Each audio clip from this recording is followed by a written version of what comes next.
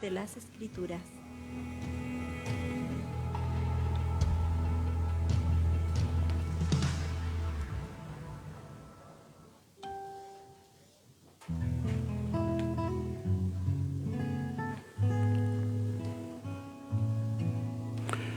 Un saludo cariñoso a cada uno de ustedes, hermanos. El Señor les bendiga en gran manera. Estamos en un programa más, hermanos, a la luz de las Escrituras. Un análisis breve, ¿no es cierto?, de la palabra del Señor, que quiere, el objetivo que tiene es poder aportar algo, ¿no es cierto?, en la enseñanza de las palabras de las Escrituras. Yo creo que tenemos que hacer un esfuerzo por estudiar diariamente, constantemente la palabra del Señor, así que yo les ruego, hermanos, que puedan incentivar y motivar a otros que hagan este trabajo, hermanos, de enseñar. Y qué más y qué mejor que lo podamos hacer, ¿no es cierto?, con esto de las redes sociales, podemos avanzar un poquito. Así que estamos en cuadrangulares.cl, que es la radio. Ahí hay un reproductor, usted puede escucharlo y también puede ir a Facebook, que en este caso yo estoy aquí en este minuto. Facebook, ¿no es cierto?, .com /radio.cuadrangulares, así se llama. Ya, hermanos, yo quiero pedirle, ¿no es cierto?, que podamos ver voy a volver a repetir lo de ayer, pero de una manera distinta, ¿no? Porque no lo pudimos grabar ayer, entonces yo quiero que lo analicemos un poquito del versículo 11 en adelante. Dice: si alguno sabe hablar bien, que anuncie el mensaje de Dios. Si alguno sabe cómo ayudar a los demás, que lo haga con la fuerza que Dios le da para hacerlo. De este modo, todo lo que ustedes hagan servirá para que los demás alaben a Dios por medio de Jesucristo, que es maravilloso y poderoso para siempre. Amén. Queridos hermanos en Cristo, no se sorprendan si tienen que afrontar problemas que pongan a prueba su confianza en Dios. Eso no es nada extraño. Al contrario, alégrense de poder sufrir como Cristo sufrió, para que también se alegren cuando Cristo regrese y muestre su gloria y su poder. Si alguno los insulta por confiar en Cristo, consideren ese insulto como una bendición de Dios. Eso significa que el maravilloso Espíritu de Dios está siempre con ustedes. Si alguno de ustedes sufre, que no sea por ser asesino, ladrón o bandido, ni por meterse en asuntos ajenos. ¿Ya? Si alguno sufre por ser cristiano, no debe sentir vergüenza, sino darle gracias a Dios por ser cristiano. Ha llegado ya el momento en que Dios juzgue a todos y de que empiece por juzgar a su propio pueblo. Y si empieza por nosotros y nos hace sufrir así, imagínense lo que les espera a los que no obedecen la palabra de Dios. Y si con dificultad se salvan los que hacen el bien, ya se pueden imaginar lo que les pasará a los malvados y a los pecadores. Por eso los que sufren, porque Dios así lo quiere, deben seguir haciendo el bien y dejar que Dios los cuide, pues Él es su creador y cumple lo que promete. ¿Ok? Entonces aquí vamos, hermanos, a ver algunos detallitos, ¿no es cierto?, que nos ayude en estos versículos. ¿Cómo es glorificado Dios cuando usamos nuestros dones? Esa es la pregunta, ¿no? ¿Cómo se glorifica el Señor? En este caso, Él, para ayudar a los demás, ¿no es cierto?, es todo el tema de los dones, ¿no es cierto? Y Pedro pudo haber estado pensando en las palabras de Jesús cuando dijo el Señor: así alumbre vuestra luz delante de los hombres, para que vean vuestras buenas obras y glorifiquen a vuestro Padre que está en los cielos. Entonces, una vez más, Pedro recuerda las palabras de Jesús cuando él dice: bienaventurado sois cuando por mi causa os vituperen y os persigan y os digan toda clase de mal contra vosotros mintiendo. Así que vemos aquí, hermanos, cómo Cristo enviará su Espíritu para fortalecer a quienes son perseguidos por su fe. Recuerden que en ese entonces la iglesia estaba siendo muy perseguida por el hecho de ser cristianos. El ser cristianos era un asunto netamente, hermanos, contradictorio para ellos, ¿no? Ya, y también eso menciona, ¿no es cierto?, que no significa que todo sufrimiento es consecuencia de una buena conducta cristiana. Pues, o sea, algunas veces una persona puede murmurar y puede decir que me persiguen precisamente porque soy creyente. Entonces, cuando es obvio, hermanos, para todos, ¿cierto?, que una conducta impropia que la persona tenga es justamente la causa de su problema. Así que sabemos y podemos captar precisamente eso, ¿no? Así que puede exigir una cuidadosa consideración o un sabio consejo al determinar la verdadera causa de nuestro sufrimiento, en realidad.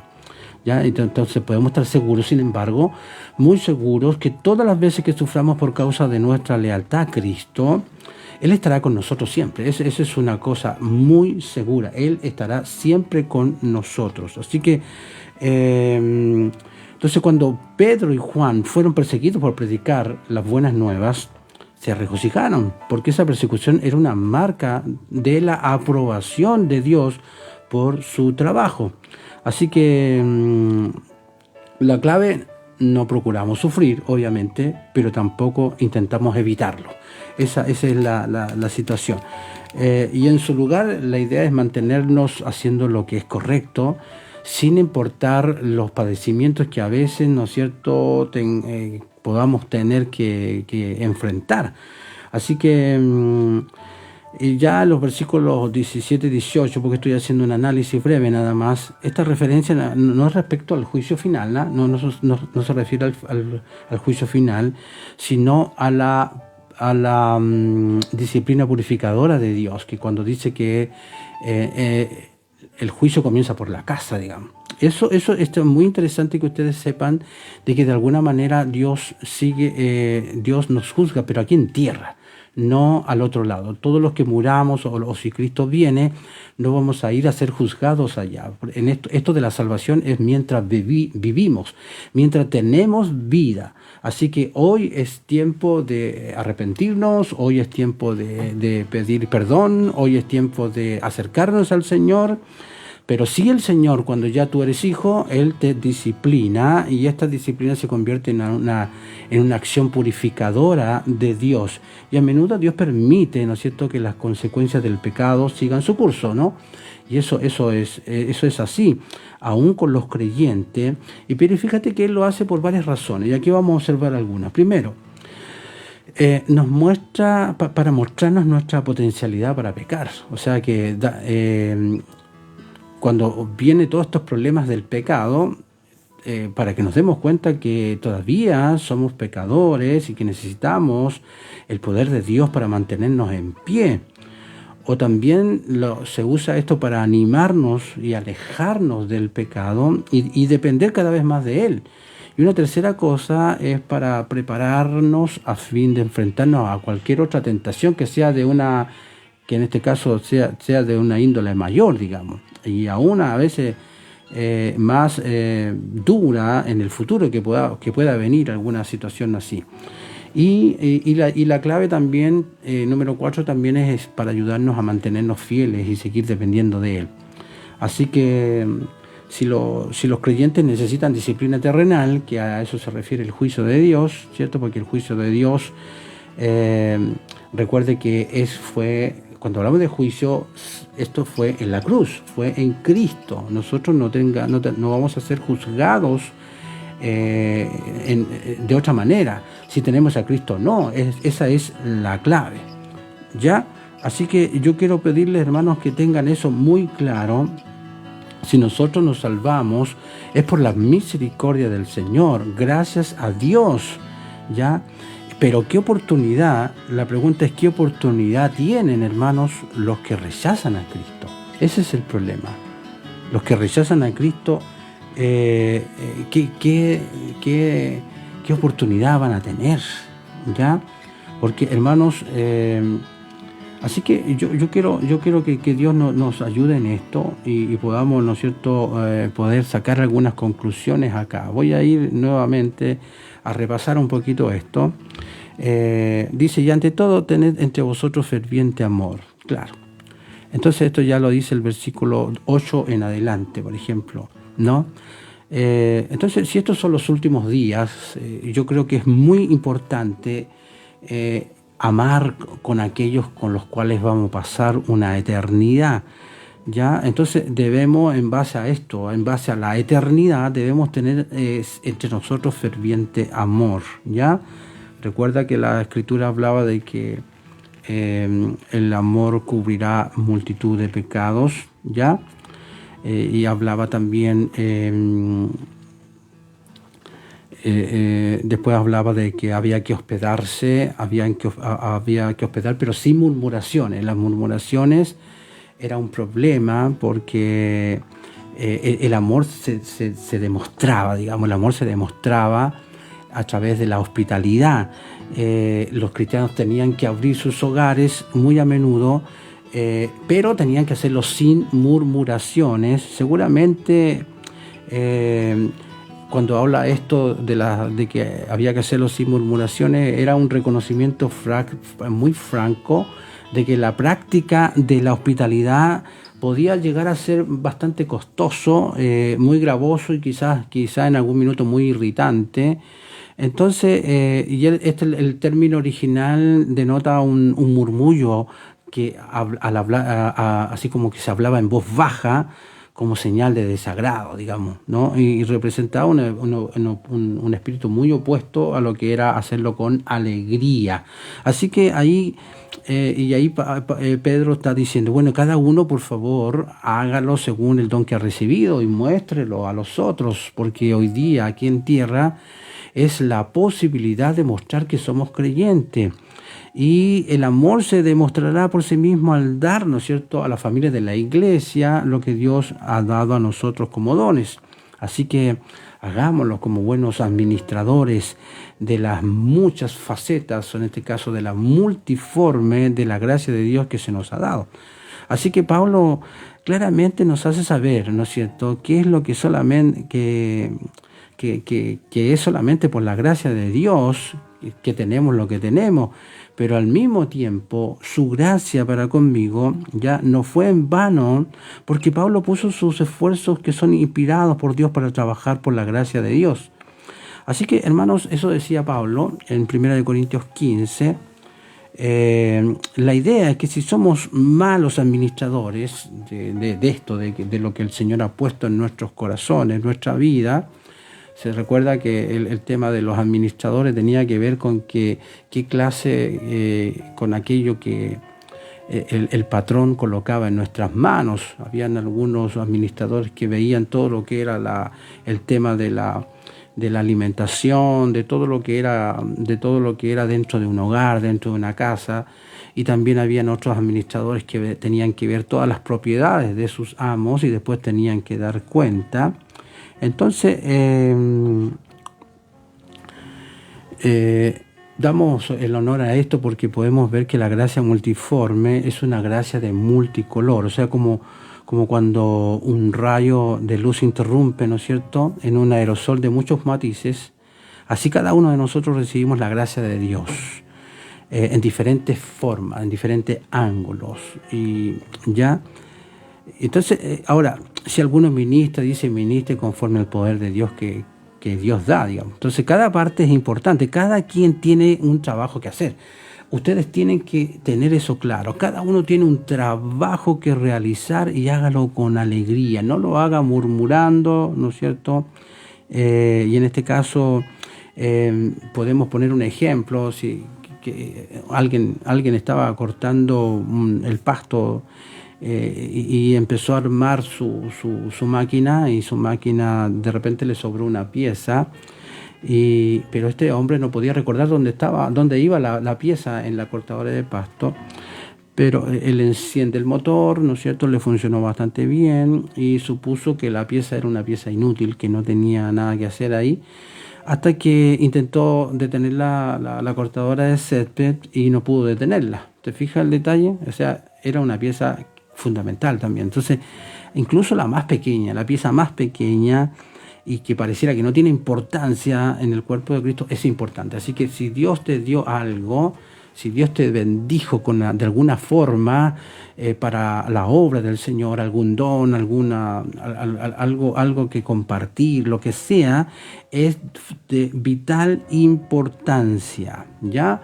Y de hecho, al servirnos los unos a los otros, lo hacemos, fíjate, en el poder de Dios, en el poder que Dios provee a su pueblo. Entonces, el poder que Dios da, ya porque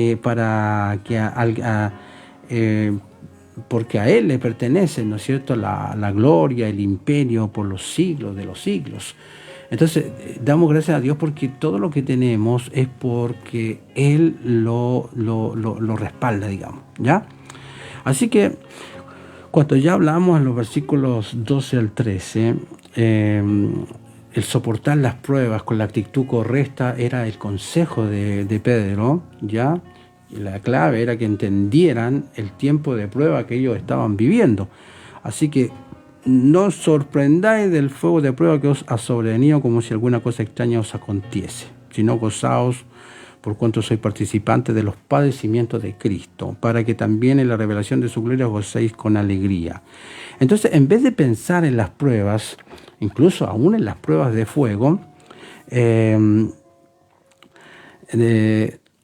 veámosla como una manera de ser participantes de los padecimientos de Cristo. Y si somos participantes de sus sufrimientos, también seremos participantes de su gloria y de su gozo. Entonces Pedro le dijo una vez a Jesús, ¿te recuerdas que evadiera el sufrimiento en la cruz? No sé si te recuerdan eso en Mateo 8.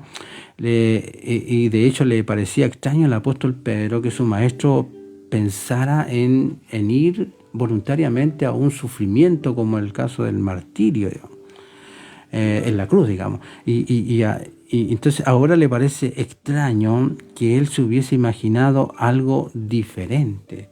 Claro, porque él tenía que hacerlo, tenía que llevar a cabo esto de la muerte, esto de ir a la cruz, tenía que ser una realidad. Entonces, muchas veces nosotros tenemos que padecer ciertas cosas porque Dios también tiene propósitos entre medios ahí, ¿ya? Así que, bueno, solamente podemos ser participantes de los sufrimientos de Jesús, porque Él fue participante de nuestra humanidad y sufrimiento. Él participó de nuestra humanidad, ¿ya? Entonces, Él se hizo hombre para que nuestros sufrimientos no fueran insignificantes. Entonces es bueno compartir lo que sea con Jesús, aún en sus sufrimientos. O sea, cualquier cosa que podamos compartir con Él está bien, ¿ok? Así que dice, nuestra tendencia obviamente es el aferrarnos a la gloria, es aferrarnos a la alegría, y obviamente generalmente tenemos la tendencia de evadir, ¿ya?, al más de algún sufrimiento y compartirlo con Jesús. O también caemos en el otro lado, que a veces nos fijamos morbosamente en el sufrimiento y olvidamos que no es más que un preludio, digamos, ¿no?, necesario de la gloria y de la alegría, digamos. Es como dar un paso más, ¿no? Entonces, nunca debemos de negar el lugar del sufrimiento en la construcción de la santidad de la vida cristiana. Digamos, cuando hablamos de sufrir o padecer algunas situaciones, lo que Dios está haciendo ahí está produciendo carácter. ¿Cuál es el carácter de Cristo en nuestra vida? Así que, a pesar de que hay mucho dolor innecesario, ¿no?, por el cual pasamos por falta de conocimiento o fe, ya también hay sufrimientos que son realmente necesarios. Entonces, si el sufrimiento fue una herramienta adecuada para enseñarle a Jesús, ¿ya?, es una herramienta adecuada entonces para enseñarle a sus siervos. Así que Dios nos ayude en eso, ¿no? Que no tengamos que estar ahí luchando cuando tengamos que vivir más de alguna prueba o cuando tengamos que vivir alguna situación difícil. Ahora, ¿cuál es la diferencia entre el sufrimiento de un cristiano con el de un malhechor? Entonces aquí dice, si sois vituperados por el nombre de Cristo, sois bienaventurados, porque el glorioso Espíritu de Dios reposa sobre vosotros. Ciertamente, de parte de ellos, Él es blasfemado, pero por vosotros es glorificado. Así que ninguno de vosotros padezca como homicida, como ladrón o malhechor, o por entremeterse en lo ajeno. Entonces aquí vemos, hermanos, que el sufrir por el nombre de Cristo es una bendición, ¿ya? Porque demuestra que en verdad estamos siguiendo a Jesús y que sufrimos porque estamos identificados con Él, ¿ya? Pero sabemos que el mundo blasfema sobre Jesús, pero Él siempre debe ser glorificado entre nosotros, los creyentes. Así que ninguno dice, ninguno de vosotros padezca como un malhechor, homicida, ladrón, ¿no es cierto?, o por entrometerse en lo ajeno. Estas cosas traen sufrimiento obvio, es merecido y trae vergüenza en el fondo al nombre de Jesús, pero Pedro reconoce que no todo el sufrimiento que los cristianos experimentan se sufre en el nombre de Jesús. Claro, hay muchas cosas que las padecemos porque tomamos malas decisiones o porque andamos metidos en cosas que no nos corresponden. Así que entendemos que cuando Pedro escribe acerca de esto, en este caso, cuando caemos en el tema de ser homicida, de ser ladrón o malhechor, o entrometerse en lo ajeno, ¿ya? Obviamente todas las personas sufren aflicción y dolor, pero no en nombre del Señor. Así que luego ya concluyendo en esto, vemos, hermanos, que dice, porque es tiempo de que el juicio comience por la casa de Dios, y si primero comienza por nosotros, ¿cuál será el fin de aquellos que no obedecen el Evangelio de Dios? Si el justo con dificultad se salva, ¿en dónde aparecerá el impío y el pecador? De modo que los que padecen según la voluntad de Dios encomienden sus almas al fiel Creador y hagan el bien. Ahora, y aquí notamos algo bien interesante, porque en el contexto del sufrimiento que estaba hablando Pedro, él nos dice que el juicio comienza en la casa de Dios. O sea, Dios usa el sufrimiento como un juicio, ¿te fijas? Y aquí notamos entonces que en un sentido positivo, y lo usa en un sentido purificante. Entonces para los cristianos, ¿cierto? Para los cristianos, cuando ahí habla de la casa de Dios, ahí estamos todos nosotros, ahora es algo latente, ¿no es cierto? Que de hecho en la pandemia lo hemos notado, como mucha gente ha partido, mucha gente ha sufrido, ha padecido momentos muy duros. Recuerden, hermanos, lo que Dios ha estado haciendo es purificar, o sea, en el fondo prepararnos para la eternidad. Entonces, lo que pasa es que mucha gente tiene en su corazón y en su mente esto nada más, lo que es la tierra, lo que estamos viviendo hoy día, sus ojos no los ha puesto en la eternidad. Por eso es que tenemos que sacar un poco más los ojos de la tierra y ponerlos y mirar a la luz de la eternidad, de lo que va a ser allá al otro lado, y no tener todo lo que hagamos. Tenemos todo nuestro corazón, nuestros ojos, nuestra mente metido acá en la tierra. Sabemos que estamos en este mundo, pero no somos de este mundo, y algún día vamos a ser sacados y rescatados de acá. Ahora, es correcto que el juicio comience en la casa de Dios, decía Spurgeon, porque allí en eso hay equidad, en eso hay justicia, en eso, ¿ya? Porque nosotros profesamos ser mejores que otros, así que por lo tanto debiera ser que el Señor nos discipline, ¿ya? Porque si decimos que somos regenerados, debiéramos ser regenerados sí o sí, y si Dios tiene que colocar su mano ahí, tiene que suceder allá. Si decimos que somos un pueblo santo, ya, que significa que somos separados para Cristo, debemos serlo, y ser parados, en este caso, y separados, obviamente separados de los pecadores, como Él lo fue. Así que ahora en nuestro tiempo, yo creo que ha venido así como el fuego de prueba. Para muchos, algunos no tanto, pero a otros sí, le ha venido un fuego de prueba tremendo. Para algunos ha partido más de algún familiar, uno o dos familiares, ¿ya?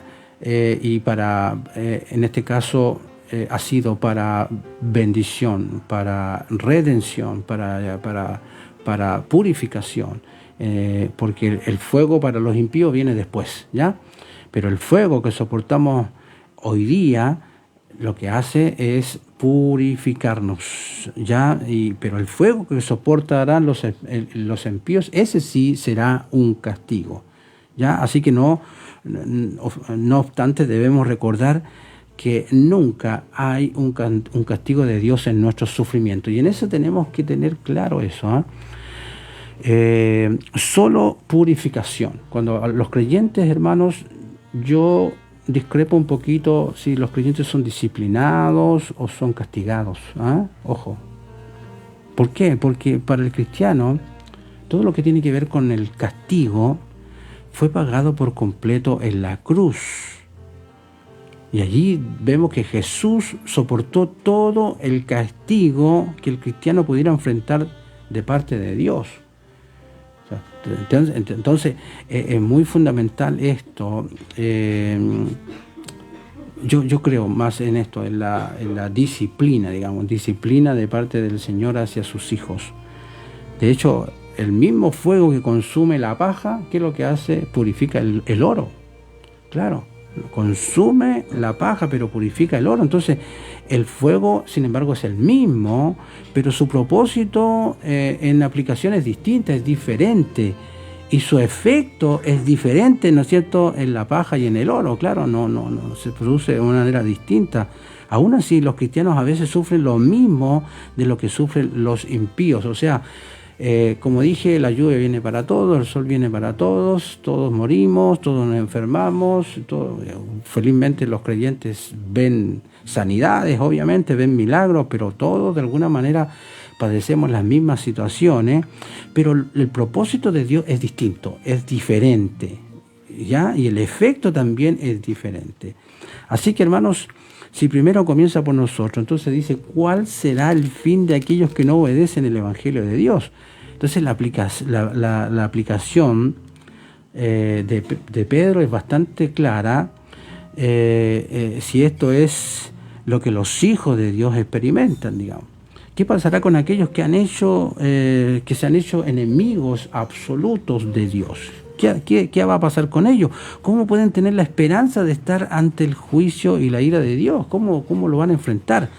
Entonces los cristianos, hermanos, se pueden regocijar en que los sufrimientos que están enfrentando en esta vida ya será lo peor que vamos a enfrentar jamás. O sea, cualquiera de ustedes, cualquiera de nosotros que ha tenido que vivir momentos duros y críticos en la vida, eso es lo peor que vamos a ver, ¿ya? Y por toda la eternidad. Entonces hemos visto lo peor, pero aquellos que rechazan a Jesús han visto en el fondo lo mejor de la vida, de su existencia eterna, que verán jamás. O sea, lo que han visto aquí es lo mejor, no van a ver mejor que esto. Entonces dice la palabra, si el justo con dificultad se salva, entonces aquí vemos que la salvación del justo no viene sin dificultad. Entonces debemos de detenernos y pensar si nosotros mismos o alguien más parece tener una salvación fácil, digamos. Entonces ahí notamos, ¿no, hermanos, que no es que nuestra salvación sea difícil en el sentido de ganarla. Acuérdense que o de encontrar una manera de merecerla. Todo es un regalo de Cristo, es un regalo de Dios a través de Cristo. No obstante, nuestra salvación es difícil. ¿En qué sentido es difícil? Es difícil en el sentido de que los reclamos del discipulado, ¿cierto?, nos retan y nos demandan a que nos deshagamos, ¿no es cierto?, de todo lo que son los ídolos, de todo lo que es pecados, regalones por ahí. Entonces un discipulado verdadero, cuando un creyente entra y participa de un discipulado verdadero y que genuinamente sigue a Jesucristo, realmente se pone difícil, ¿eh? Así que entendemos por qué Pedro citó el pasaje de Proverbios cuando él dice, el justo con dificultad se salva. Claro, porque seguir esto de algunas acciones, ¿no es cierto?, que son constantes, que son diarias, de lectura, de vida, de oración, de separarnos, de negarnos y de un montón de cosas que tenemos que que mantenernos al día para poder ahí dar un testimonio vivo de que Cristo está en nosotros, no es fácil, no es sencillo, ¿ya? En ese sentido, ¿no? Así que, de modo que los que padecen según la voluntad de Dios, Pedro nuevamente dibuja una distinción entre los que padecen según la voluntad de Dios y de los que sufren de lo contrario. Así que ahí notamos que no todo el sufrimiento es la voluntad de Dios. Y dice al final, ya dice, encomienden sus almas al fiel Creador. Así que encomendamos tal como lo hizo el Señor Jesús cuando dijo, en tus manos encomiendo mi espíritu. Entonces aquí la palabra encomendar es una palabra técnica y era dejar en depósito un dinero a un amigo, ¿no es cierto?, en el cual uno confiaba. Antiguamente no existían los bancos, por lo tanto habían algunos amigos confiables. Pero esta dicha confianza se consideraba como una de las cosas más sagradas de la vida. Pobre que de algún amigo no devolviera ese dinero que se le entregaba en confianza, ¿ya? Él estaba obligado con todo el honor a regresar el dinero de una manera intacta, ¿ya? Así que, como dije, esta misma palabra la usó el Señor Jesús cuando dijo, en tus manos encomiendo mi espíritu. ¿Por qué? Porque ahí hay seguridad. En el Señor hay absolutamente seguridad. Así que cuando los cristianos encomiendan sus almas al fiel Creador, dejan sus almas en un lugar seguro, más que un banco. Dios es un fiel Creador y nos podemos dar a Dios, ¿no es cierto?, de todo corazón como barro moldeable en sus manos. Así que mucha de la agonía por la cual pasamos en tiempos de prueba, ¿ya? Ahí podemos notar esta bendición de Dios cuando dice fiel Creador. Muchas veces cuando pasamos momentos de prueba tiene que ver con nuestra ignorancia de la fidelidad de Dios. Claro, porque Dios no nos dejará solos, Él no nos abandonará, Él estará en todo minuto con nosotros, ¿ya? Él es nuestro Creador soberano, con derecho de hacer con nosotros lo que a Él le parezca. Y aún así, Él es fiel y solo hará lo que es mejor para nosotros, porque así está escrito, así está establecido, ¿no es cierto? Mas a los que aman a Dios, todas las cosas le ayudan a bien. Amén. Así que es un placer entonces haber compartido este capítulo 4 en su segunda parte. Espero que lo compartan, que puedan de alguna manera leerlo un poco más, para que vayan, ¿no es cierto?, relacionándose cada día más con la palabra del Señor. Así que me despido de Facebook y que el Señor bendiga sus vidas en gran forma y en gran manera. Amén. Muchas gracias.